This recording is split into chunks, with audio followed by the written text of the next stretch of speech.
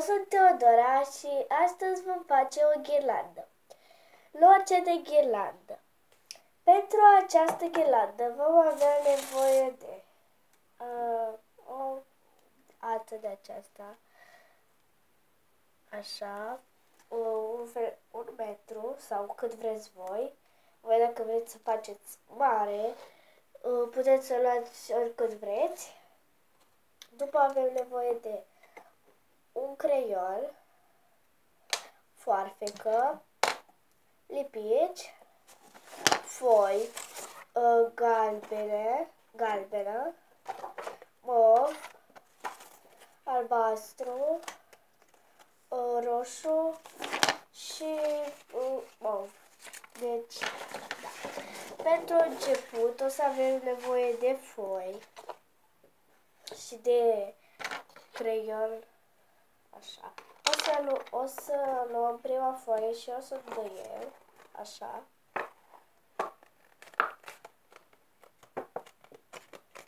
Așa. Acum, unde am îndoit, pisăm bine ca să fie foarte bine îndoită. Așa. Acum, aici, o să facem triunghiuri, cât încape. Facem triunghiuri și revenim. Am făcut 7 triunghiuri, acum o să le tăiem cu grijă, așa, câte unul pe rând. Uitați cum a ieșit aici. Le-am tăiat. Uitați. Și uitați cum a ieșit așa și m-am gândit dacă tragem așa linie, poate mai facem triunghiuri galbene. Deci o să tăiem. Nu o să tăiem pentru că uitați cum este.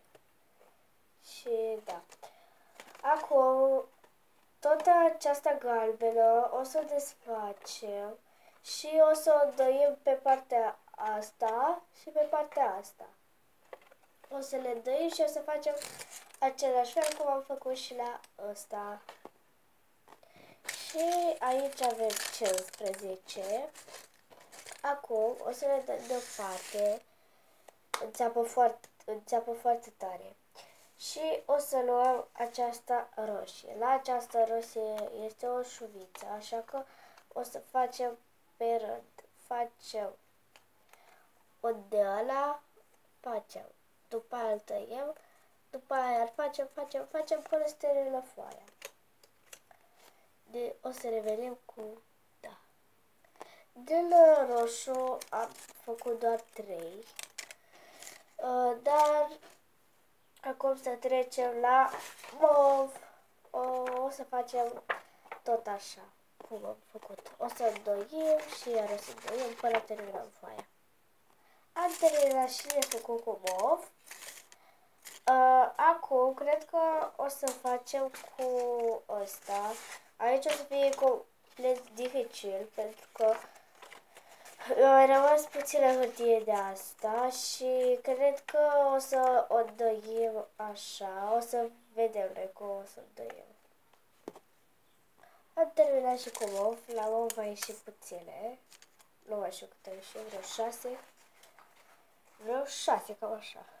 Acum o să începem cu ăsta. O să facem un rând, pentru că asta este mare și nu vreau să... Dar am făcut multe, uitați, este colorat, este fan destul.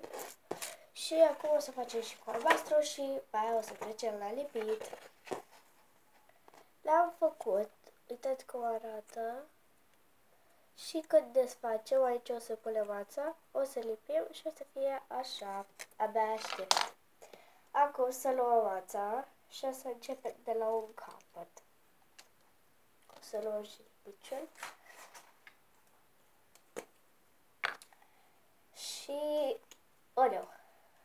o să lipim prima chestiuță. Așa. Gata cu prima. Acum roșu, galben, o să... Au, e cam greu. Pentru că galbenul e cartonat și ăla au fost preau și văleu. M-am chinuit să tai. Acum, roșu, galben, mov. Nu, pe l-ați făcut. Mov. Ce am făcut? O să facem așa. Mov.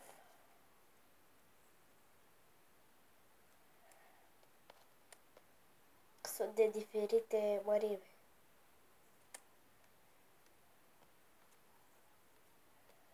Așa. Acum o să punem acesta închis, mov închis, și pe cameră pare un maro maro, dar este mov.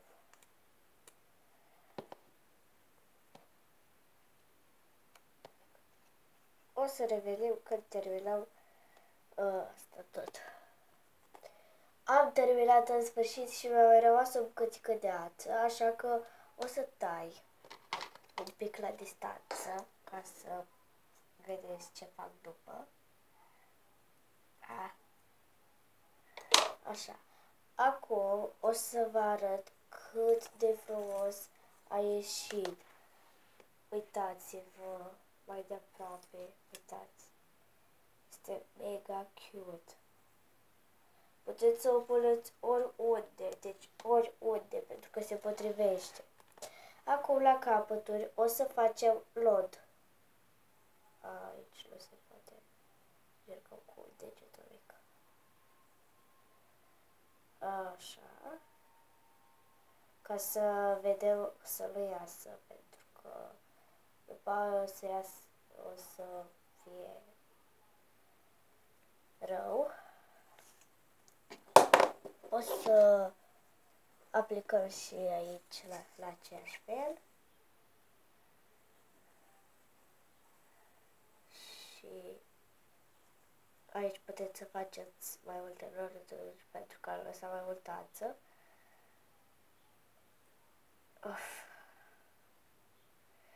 Și da, cam aceasta este ghirlanda.